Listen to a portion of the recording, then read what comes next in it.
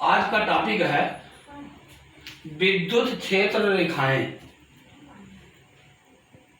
इसके पहले हम विद्युत बल, विद्युत क्षेत्र की तीव्रता, विद्युत द्विध्रुव पर बलयुग्म आघूर्ण आदि की चर्चा किए हैं।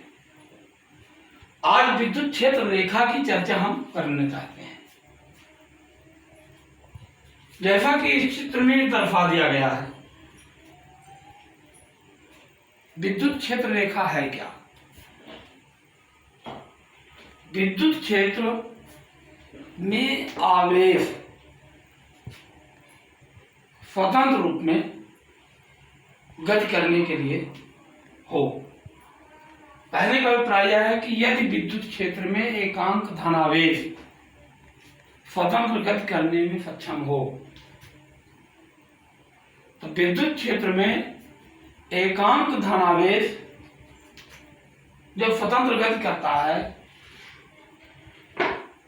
तो उसमें विद्युत क्षेत्र की दिशा या विद्युत बल की दिशा निश्चित हो जाती है। अर्थात विद्युत क्षेत्र रेखा वह निष्कोण वक्र है जिस पर स्वतंत्र एकांक धनावेश गमन कर सकता है। विद्युत क्षेत्र रेखा वह निष्कोण काल्पनिक वक्र है जिस पर स्वतंत्र एकांक धनावेश गमन कर सकता है। अब चित्र को देख लीजिए स्पष्ट। जब भी यहाँ पर लिखा धनावेश, यहाँ क्या दिख रहा है? ऋणावेश। अब इस पे अगर देखें तो धन आवेश स्वतंत्र गति करने के लिए होता है, तो विद्युत क्षेत्र रेखा जो होती है धन आवेश से निकल के ऋण आवेश पर जा रही है। तो विद्युत क्षेत्र के किसी बिंदु पर खींची गई स्पर्श रेखा विद्युत क्षेत्र की दिशा या एफ वेक्टर बल की दिशा प्रदर्शित होती है। यानी एकांक आवेश पर लगने वाला बल, तो एकांक आवेश पर लगने वाले बल को ही विद्युत क्षेत्र की तीव्रता कहते हैं। तो विद्युत क्षेत्र रेखा वह काल्पनिक निष्कोण वक्र है जिस पर स्वतंत्र एकांक धनावेश गमन कर सकता है। अब यहाँ ये दर्शाया गया है दो विजातीय आवेश, एक धनावेश है, दूसरा ऋणावेश है। इससे धन आवेश से विद्युत क्षेत्र रेखा निकल के ऋणावेश पर प्रवेश कर रही है, जो चित्र में दर्शा रहा है। यहां पर आकर्षण बल लग रहा है। अकेला धन आवेश यहां पे दिख रहा है। अगर अकेला धन आवेश है तो विद्युत क्षेत्र रेखा इस धन आवेश चालक के पृष्ठ से लंबवत बाहर की ओर निकल के जाती है, जो सीधे अनंत में चली जाती है। ये रेखा, ये रेखा, ये रेखा, ये रेखा, ये सभी क्या है? ये चालक के पृष्ठ के लंबवत निकलती है। अगर अकेला ऋण आवेश है तो ये विद्युत क्षेत्र रेखाएं अनंत से आकर ऋण आवेश चालक पर प्रवेश करती है। अकेला धनावेश है तो चालक से निकल के लंबवत अनंत में जाती है, और अकेला ऋण आवेश है तो विद्युत क्षेत्र रेखाएं अनंत से प्रवेश करती है चालक पर। और जब इन दोनों आवेश को एक दूसरे के पास लाते हैं तो यह काल्पनिक निष्कोण वक्र बन जाता है जो विद्युत क्षेत्र रेखा को प्रदर्शित कर रहा है। यदि दोनों आवेश सजाती है, लेकिन दोनों आवेश परिमाण में बराबर है, माने इस पर आवेश Q है और इस पर भी आवेश Q, दोनों धनी ही है, तो ये दोनों आवेश से विद्युत क्षेत्र रेखाएं जो निकलती हैं तो ये लंबाई के लंबवत एक दूसरे से दूर हटने का प्रयास करती है।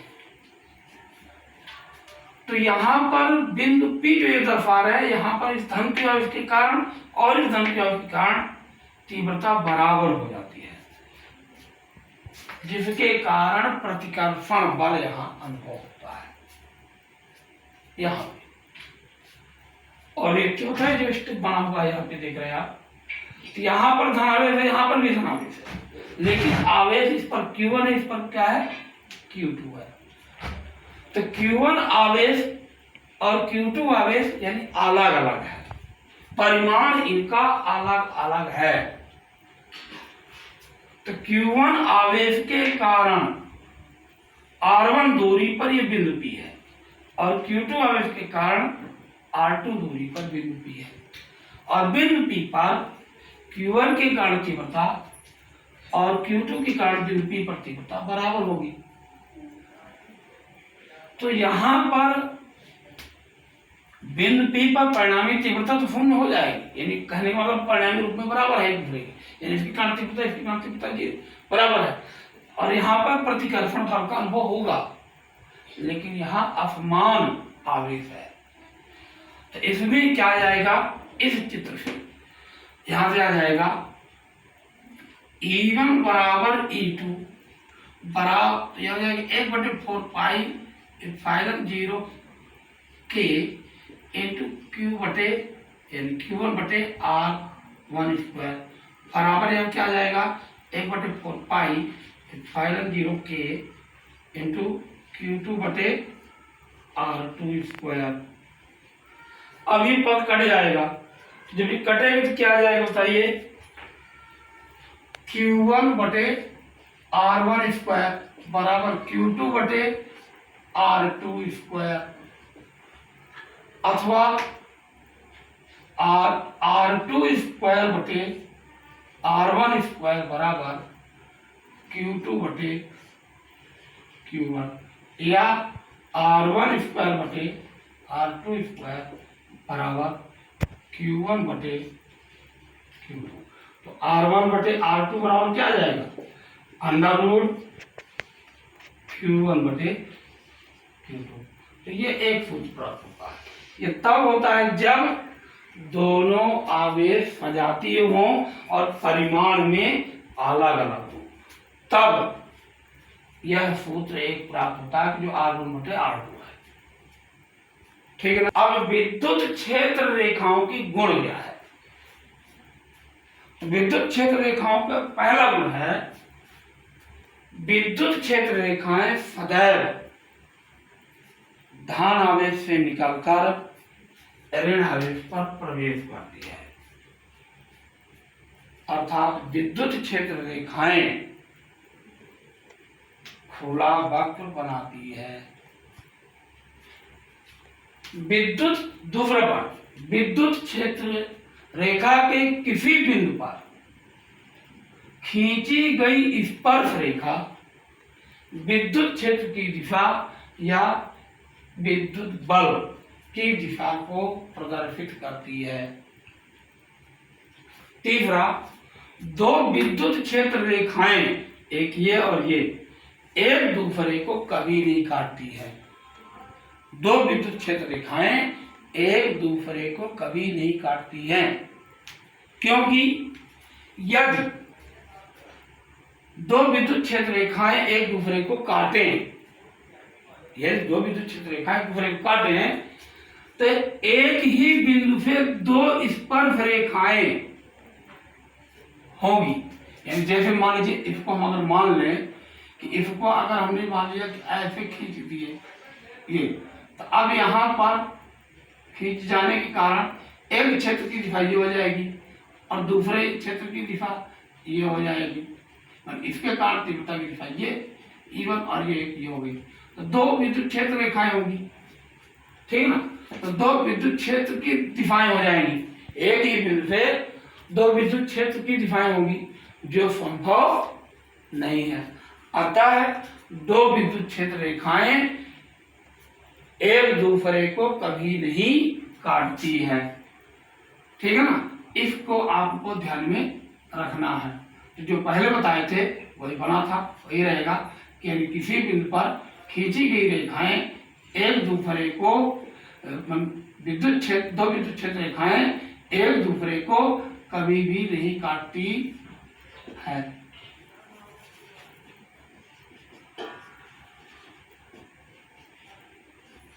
ठीक है ना।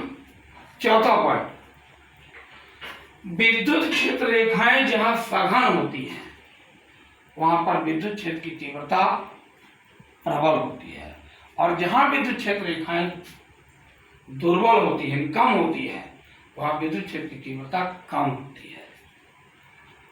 ठीक है ना। यदि दो विजातीय आवेश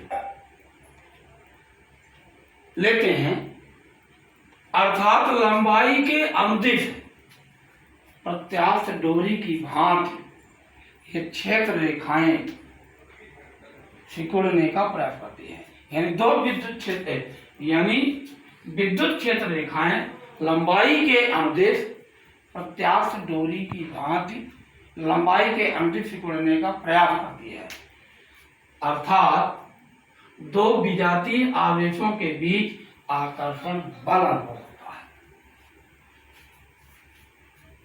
और यदि विद्युत क्षेत्र रेखाएं लंबाई के लंबवत एक दूसरे